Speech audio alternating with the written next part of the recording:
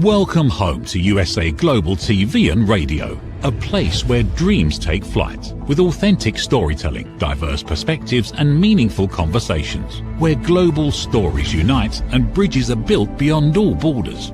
Discover world-class education, entertainment, hope and inspiration. Together, we're building bridges worldwide. Subscribe to our channel, USA Global TV. Download our app, USA Global TV. Be our guest or join our team. Visit usaglobaltv.com. Thanks to our founder and executive producer, Dr. Jacqueline Kerbeck. Music score by Yeffy Tang from Cloud Road Music. Voiceover artist Mike Porter. Creative direction by Paul Garcia. USA Global TV and Radio. Your home for global connection. All rights reserved. This video and its contents are the exclusive property of USA Global TV and Radio. Unauthorized use, duplication or redistribution in any form is strictly prohibited. Howdy. How do you become successful as an author? Today we have one who is very successful, and we'll learn some of those insider secrets. Deborah Wilde is a Canadian author. She's best known for her humorous, fast-paced urban fantasy and paranormal women's fiction.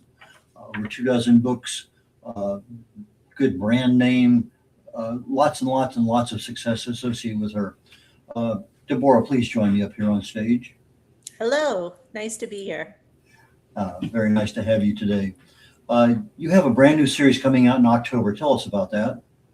Yeah, so I have 4 complete series, and one of them featured a heroine who was over 40, which doesn't happen a lot in urban fantasy. Generally, the heroines tend to be in their 20s.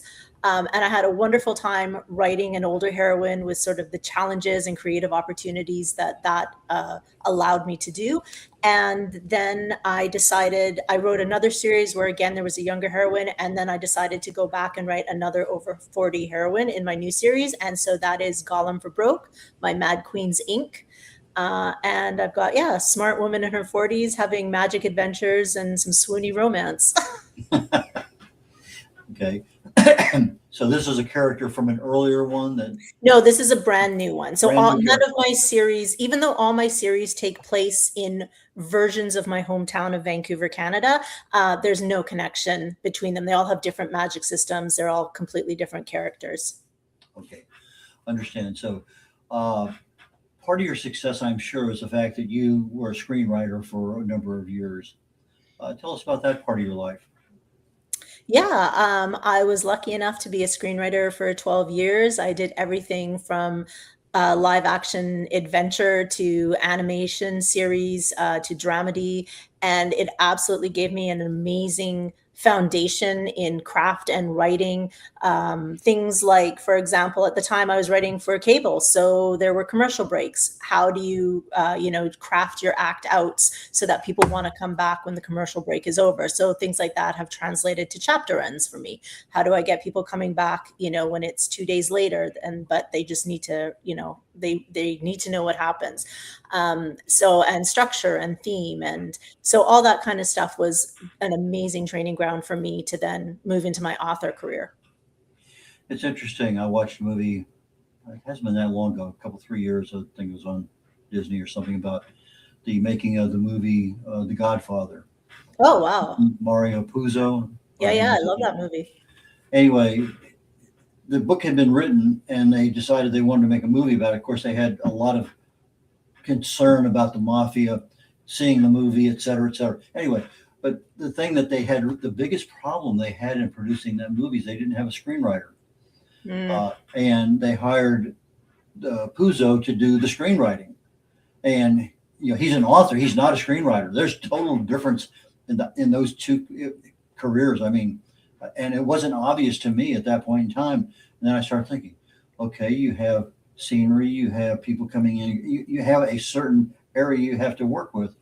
And it's actually probably a much harder career than just writing a book. I think it's just different. And it's interesting, talking about that Puzo wasn't a screenwriter. I was a screenwriter and I don't know how to do adaptations. Like, I actually have no desire to adapt my own books. As much as I would love to have somebody else produce them and make them into a series, I don't want to be that person because that's its own skill. That's a very specific um, skill within the skill of or the craft of screenwriting. Okay, so what kind of experience did you have to become a screenwriter? Well, so the reason I got into it, I had done my undergrad. Oh, well, I had a master's in film theory, which was possibly the most useless master's degree you could have. My parents were very proud. I had a master's in watching movies. Um, but my boyfriend, who's now my husband at the time, he was a filmmaker, and I'd always loved writing. I just never really thought of it as a career, and so I was like, well, let's make some short films, and so I decided to start teaching myself and taking courses in screenwriting, and then I was fortunate enough to get into a career for 12 years, being in writers' rooms. Okay, so right place, right time, right background, and everything clicked. Hmm. Do you have any, let's say, really funny or horror stories about your screenwriting career that you're willing to share? Yes, I will share an edited version with no names. I worked on one series where our producer, so it was an LA producer, and you could tell what kind of mood he was in by what he was wearing. So if he was in his oversized fleece hoodies, it was all good. If he was in a black turtleneck, watch out. And he had a habit at the time of, if he wasn't happy, he would throw the pages at the writers and say, F no, F no. Yeah, so it was definitely the Hollywood experience, but it makes for good dinner party stories. I imagine so. So did you have any pages thrown at you? I did not. Oh, wow. Whew. It was a small department, to be fair. It was a small department, and I escaped the wrath. Ah, I'm so glad to hear. Okay, so you started writing. Obviously, you write a lot of stuff in college and things, but you're starting to transition. Why become an author after writing for screenwriting? Because the Canadian screenwriting industry, the landscape really changed. So, just due to different regulations that got put into place, Canadian broadcasters no longer had to fund scripted dramas to keep their licenses. They could craft reality shows. And because those were a lot cheaper to produce, obviously, they all started doing that, and I just got very tired and burned out of being in this loop where I would get hired and then the show wouldn't happen, or something I had would be optioned, but then at the last minute it wouldn't be greenlit because they would go the reality direction. So basically, back in 2012, I just wanted to see if I even liked writing anymore, and I decided to do something very, very different, which was actually write 5 young adult novels in 3 years. And I did that under a different pen name just to see if I enjoyed writing. And I loved it. I loved being able to write in first person. I loved having control over the covers, over my branding, connecting with readers. It was amazing. But then after I did that, I just didn't want to write YA anymore. I wanted to write urban fantasy. I wanted to have spicy romance in there because I've been reading it since I was 14. And so I switched gears and I launched the Deborah Wilde pen name in 2017. And yeah, it was great. And I kind of was full-time author out of the gate. Okay, when you're writing, you have time because, like I said, 5 books in 3 years. So you write something and you have time to edit it. On a screenwriters, you have a schedule because the show is going to go on at a certain point in time. So that editing is really, I'm sure it's there because it has to be there, and it's probably also a larger group editing because everybody needs to have some part in whatever. But now it's yourself, and you have your own characters, you have your own location, time frame, whatever is going on. Now you're the writer and the editor and the person responsible for everything. So was that significantly different than just doing screenwriting? No, I think because I was so used to, in screenwriting, as you said, like you have this deadline and like the show's going to go out. So these things have to be done and they're going out regardless of how, whatever your own personal, like, oh, I love this, I want to do more. You can't be too precious. You do your very, very best. You set a deadline and then it's going to be shot. And I think that just stayed with me. So when I set deadlines, even though I was setting the deadlines, I that's what they were, and I built in one thing I did bring over from my screenwriting days was a very extensive editing process. I've worked with the same editor on all 25 of my Deborah Wilde books. And we have a very extensive editing process. I do 2 rounds of developmental editing, so full deep dive editor letters, really digging into theme and character. And, then we'll do 2 line edits where we're just really tightening up. We're looking for more opportunities for humor. And then it goes to a proofreader. Okay. So as you're talking on the timing issue for the TV stuff, in my world, from a military perspective, I say declare victory and move on. There's so many things you can continue to do, but you got to stop. It's done. Move on. Yeah, exactly. But sometimes I know, even as an author, I'm sitting there and my book is done, and then I see something. Oh, I really need to add that, and so I'm bad at that myself. With my last book, I had a time frame, 10 days. Boom, it was done. Now it was written, but it wasn't edited, and part of the editing, you obviously have a chance. That's my book, Aging Sucks, and it's one of those things that, okay, fine. Now the editing may end up adding something that was in there because part of the research or whatever. Anyway, so I understand what you're saying about that you do 2 developmental edits, and that's for the character, screen, the people, time, all that kind of stuff, the plot, the action. But the part that I find to be most interesting, and I don't know how it happens so easily, is humor. Is the humor yours, or is the humor from other people? No, the humor's mine.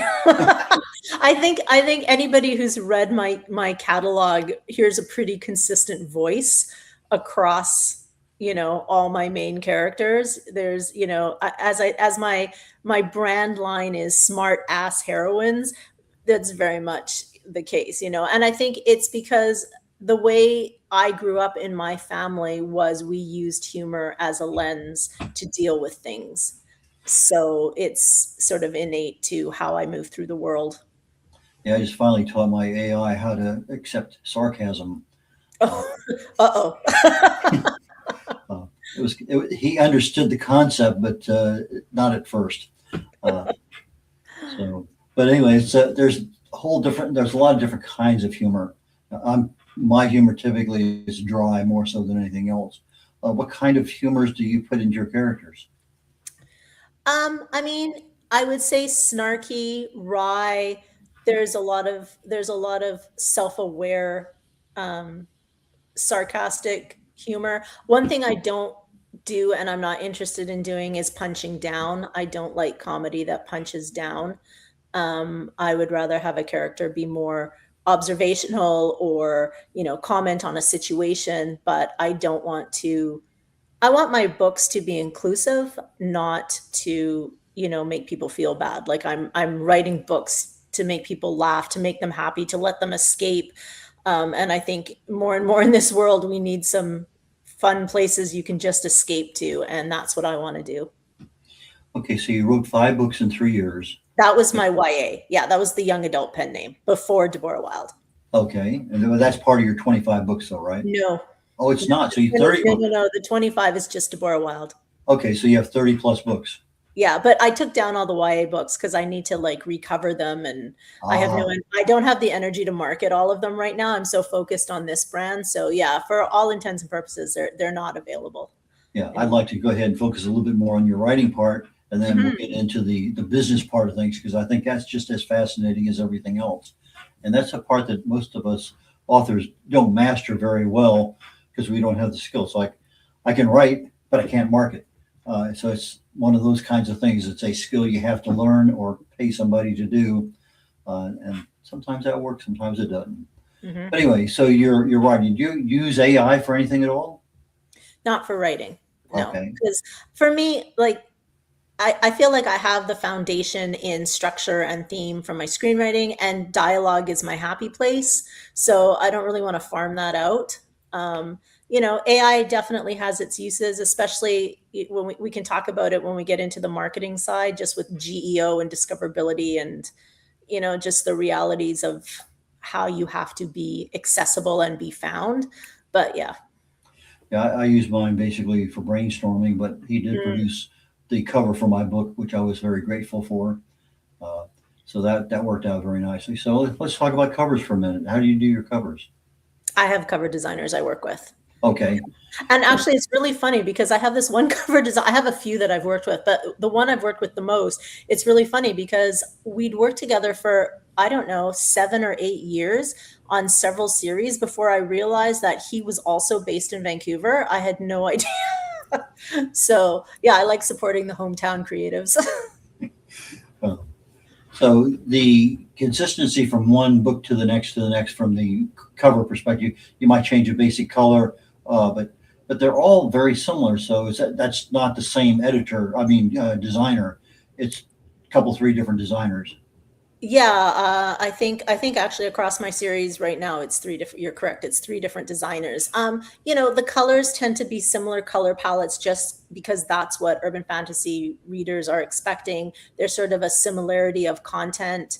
I'd say that the one that is the most different is my Magic After Midlife series, which is the first one that I did with an over 40 heroine, because it doesn't have a figure on the cover. It has items like a shoe, a hat, a purse.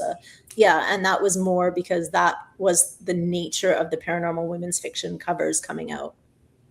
Do you have any personal experience with paranormal? Uh, Not really, no. I'd like to have more in my fantasies. It'd be Uh, fun. my daughter used to be a guard at a prison, and there Oh, was a well-known ghost there that loved to pull on her hair, and so she is out there standing, guard duty on second floor. Or what? Anyway, and so somebody's playing with her hair, and so she turned around. Of course, everybody knew the ghost is George. That's what they called him for years. But she was also ops boss at one point in time, and she's walking, 2 o'clock in the middle of the morning, uh, and all of a sudden, an inmate's walking down the hall in front of her, and so she's just about ready to say something. He walks through the wall. Yeah, so yeah, there's oh, lots lots of things out there that uh, can get your attention. So yeah, I um, believe it. I absolutely believe it. so you're welcome to either one of those two for your future Thank you. books. The inmate one is really creepy. So, but anyway, I don't know how you could incorporate that outside of a prison, but I'm sure it can easily be done as some kind of character development. Who knows? But so okay, so you get your covers, and how many times do you go back and forth on editing your covers? Because I like that one. Let's go with it. There's usually a few rounds of revisions. I'm pretty picky. Like again, because my books are humorous, I try to convey that in some manner in most of my covers. And that's tough, and I recognize that's tough to do. So yeah, there's usually some back and forth that happens. Okay, so Magic After Midnight is a over 40s heroine, and then Yes. you have the bedeviled AF. I'm not sure what AF stands for. Well, some people think it stands for as F, but it's Okay, actually her initials. okay, fair enough. Now you have the Jezebel Files. Yeah. Tell us about that Yes. one. The Jezebel Files. So that's actually the one I dropped during COVID. I dropped all four books in 2020, and I was really lucky. People just like gravitated to it. It's possibly my most cynical. She's a PI. She's a very cynical PI. There's an homage to the Sherlock Holmes books that runs through the whole series. It's definitely my most noir flavored book. Yes. And then you have the Unlikable Demon Hunter. Yeah, those books. Yep, that series. That was my first series that allowed me to become a full-time author.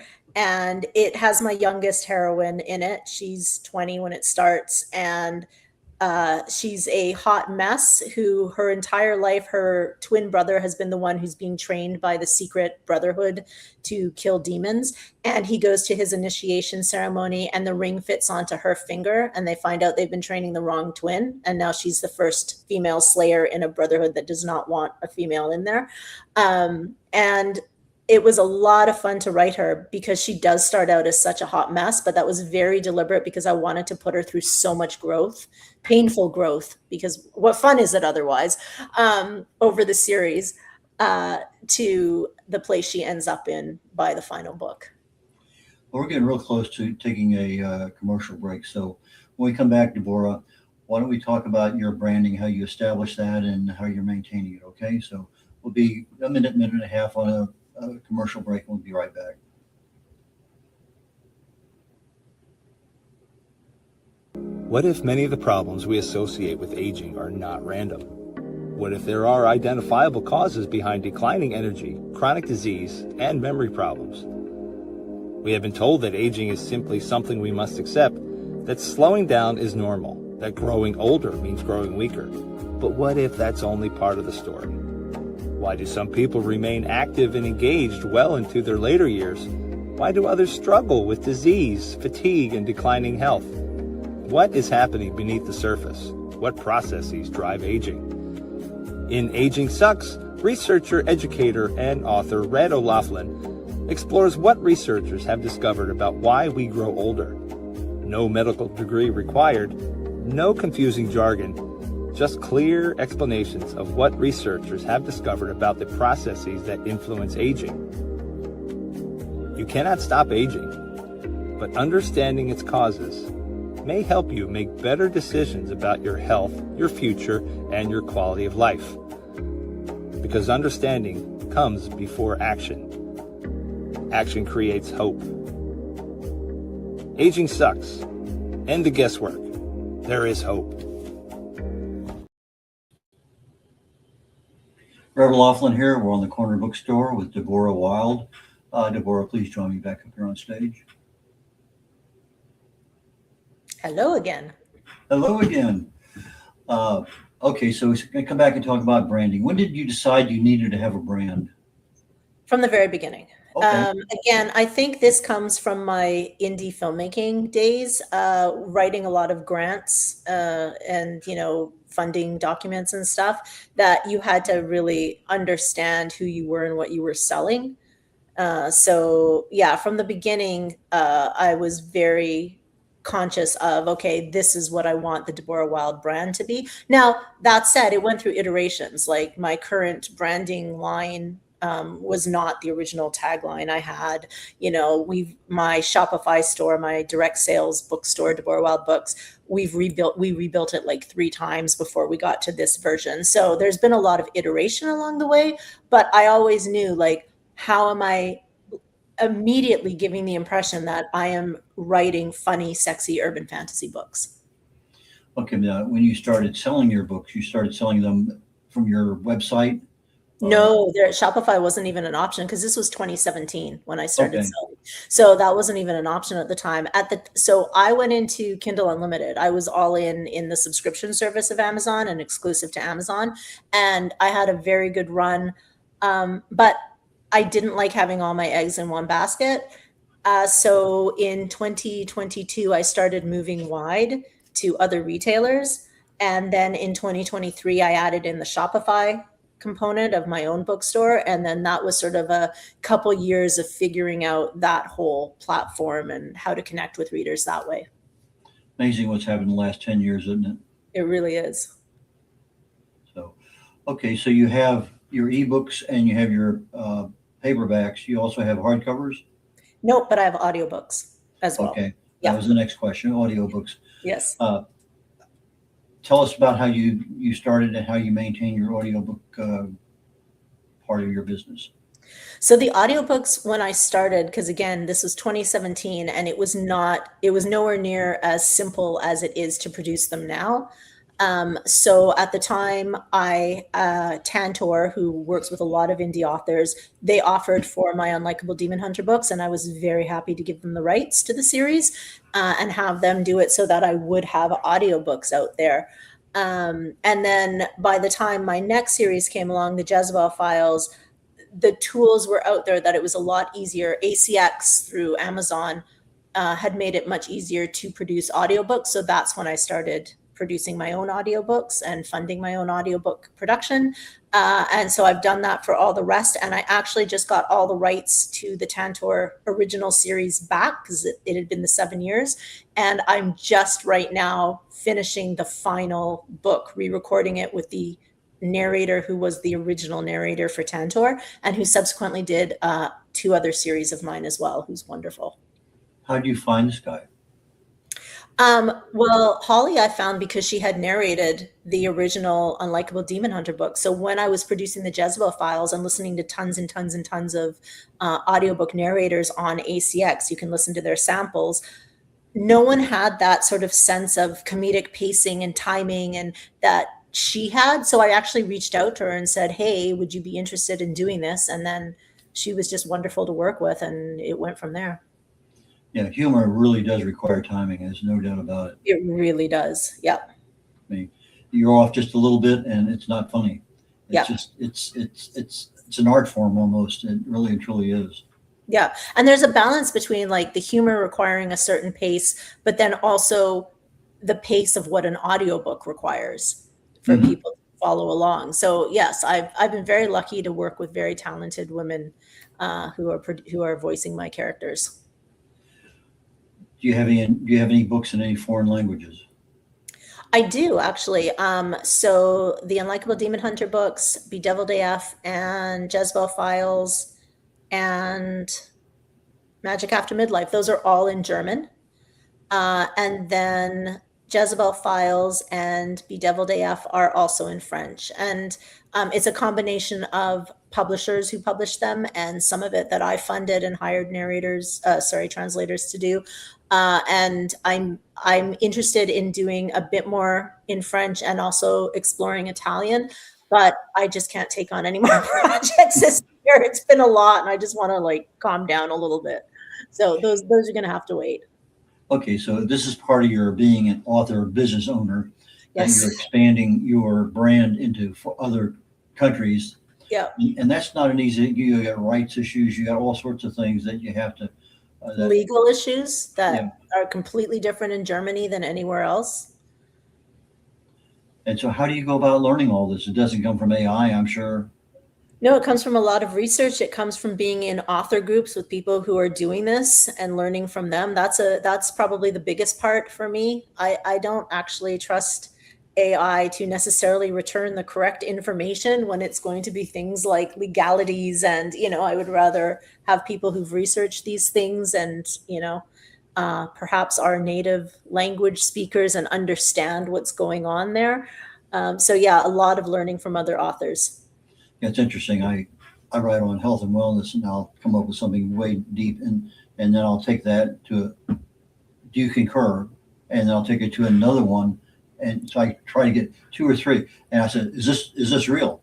And it's amazing how many times that I have a citation for, you talked about GEO earlier, I have a citation for this particular statement, but AI will come back and say that doesn't exist. And I said, okay, that's nice to know. Yeah. But we have SEO, AEO, and GEO. So you're very adept at those things right now, I assume, right? Adept, finding my way through, trying to figure out, keep up with the changes as it changes every 10 minutes. It's the whole thing of trying to make sure that my website and my bookstore are findable and are going to be recommended by these chat bots, which are progressively more how people are finding things, and what they're asking, who they're asking. So yeah, that's just been quite the process. And I mean, it's still early days, so it's constantly changing, and I'm constantly having to figure out, okay, what's the next piece? That Okay. part I find a lot. I'm lucky. My husband actually runs my Shopify store. I made him leave his job in the film industry and come work for me. And I could not do this without him, but yeah, it's a lot. I mean, it's both of us are constantly like, oh, what's next? How do we do this? What has to happen? Book trailers, how do you do those? I don't do them.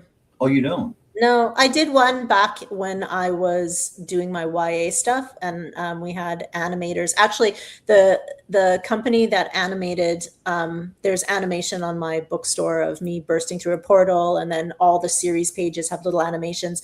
And it's because my husband worked for a animation studio that did a lot of work in the film and television industry, and then they gave us the friends and family rate for those animations. So we were very lucky because they're incredibly talented.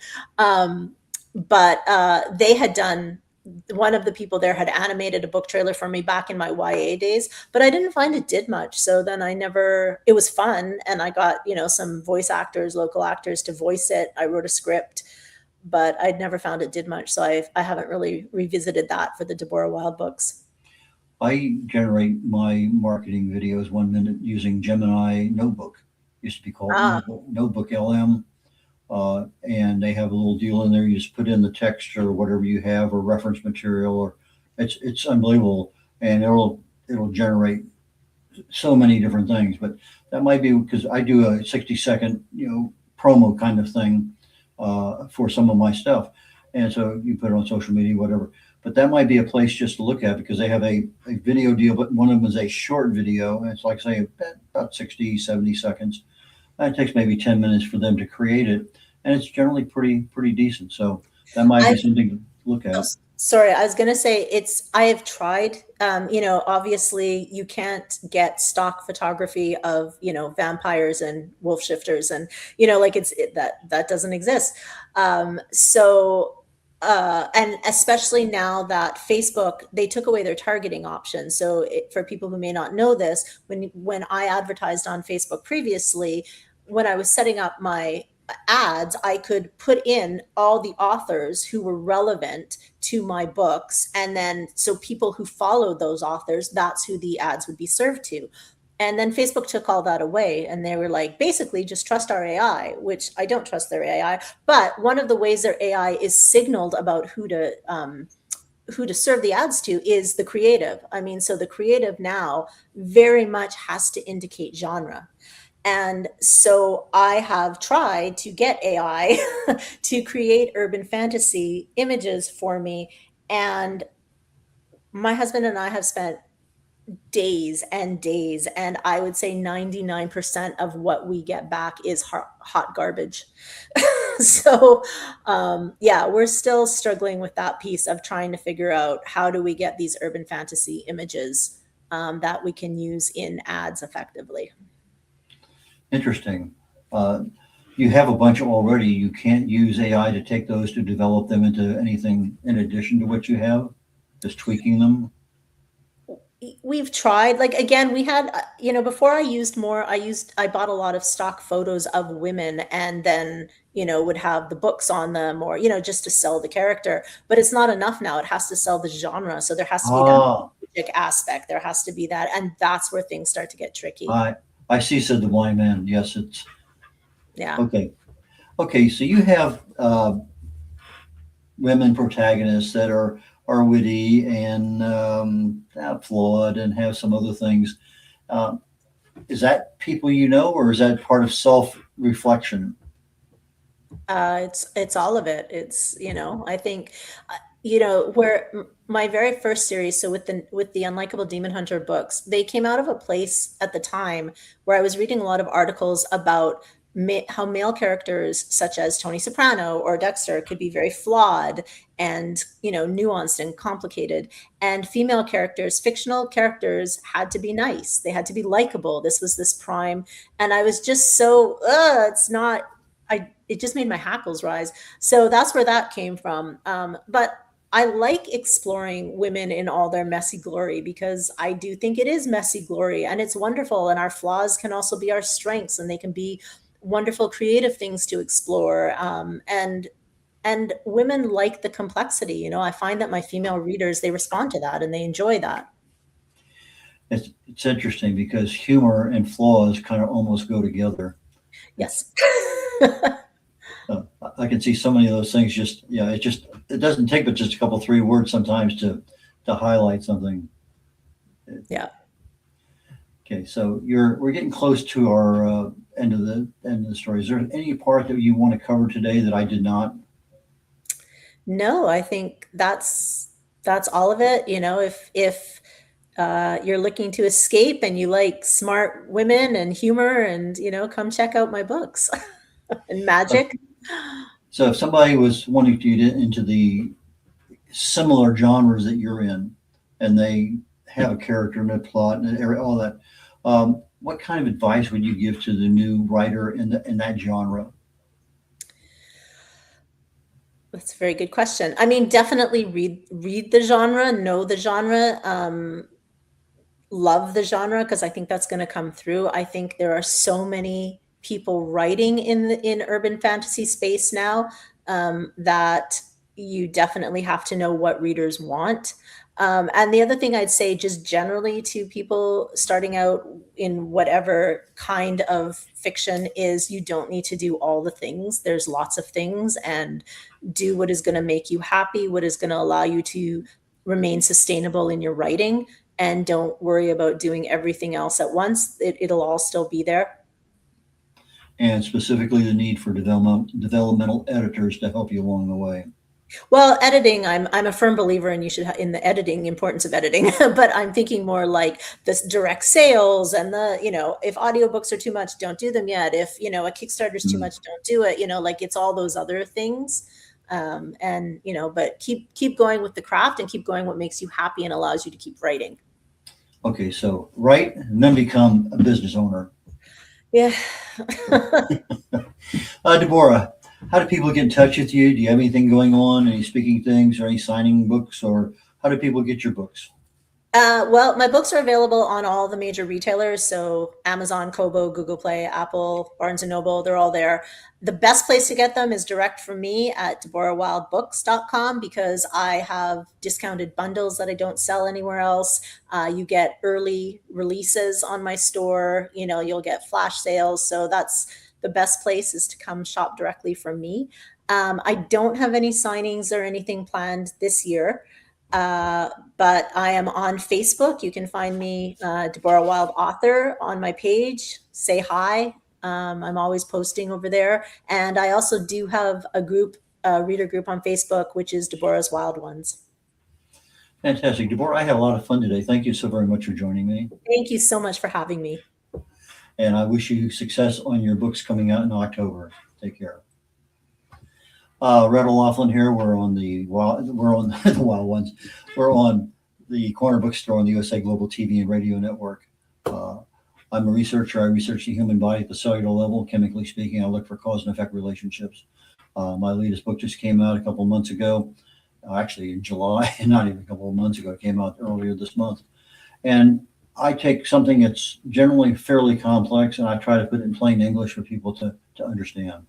And so the aging book, it's not a health book. It's not an anti-aging book. It's not a longevity book, but it's a book that helps people understand what actually goes on in the body when you're aging, because there's a lot of things going on all at the same time, some good, some bad. And so that's what the book is there for. I have another show coming up here literally in about 20 minutes called Talking Heads. And today I'll be talking about a topic called anabolic resistance, kind of like insulin resistance. But today I'm talking about, why do old people kind of lose their muscle mass, their muscle strength, and all of a sudden you start seeing little things hanging under their arms, and they just don't have the energy they used to have. And so that's kind of the focus I have on my talk today. If you have a chance, please join me.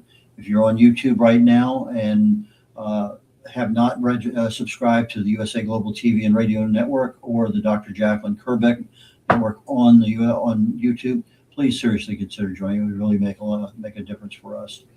And I'm going to turn you back over, and we will catch you next week. Take care. Bye, y'all.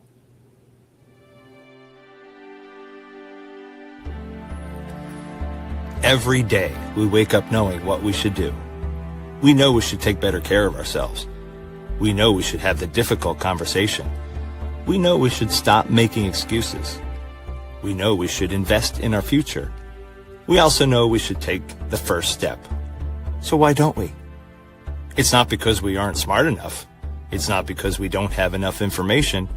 And it's certainly not because we don't care. We live in a world overflowing with knowledge. Books, podcasts, videos, courses, experts, even artificial intelligence. We have more access to information than any generation before us. Yet so many of us are still waiting for the right time, waiting to feel ready, waiting until tomorrow. But tomorrow becomes next week becomes next year, and before you know it, another opportunity has passed us by. The truth is, knowing has never been the finish line. it's only the starting line. Our lives don't change because we know more. Our businesses don't grow because we know more. Our relationships don't improve because we know more. And our health doesn't transform because we know more. Everything changes when we act. When we choose courage over comfort, progress over perfection, action over intention. The question isn't, what else do we need to know? The question is, what are we going to do with what we already know? Stop. Why Knowing Isn't Enough by Dr. Jacqueline Kerbeck. Because knowing opens the door. Action changes your life. Available September 2026.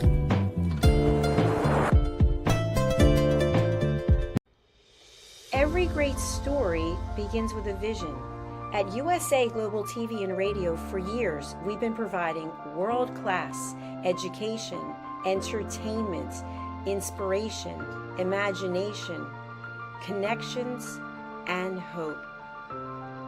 Most people don't stay to watch the outro or the credits, but it's the people behind every success, behind every breakthrough, and behind every unforgettable story who matter.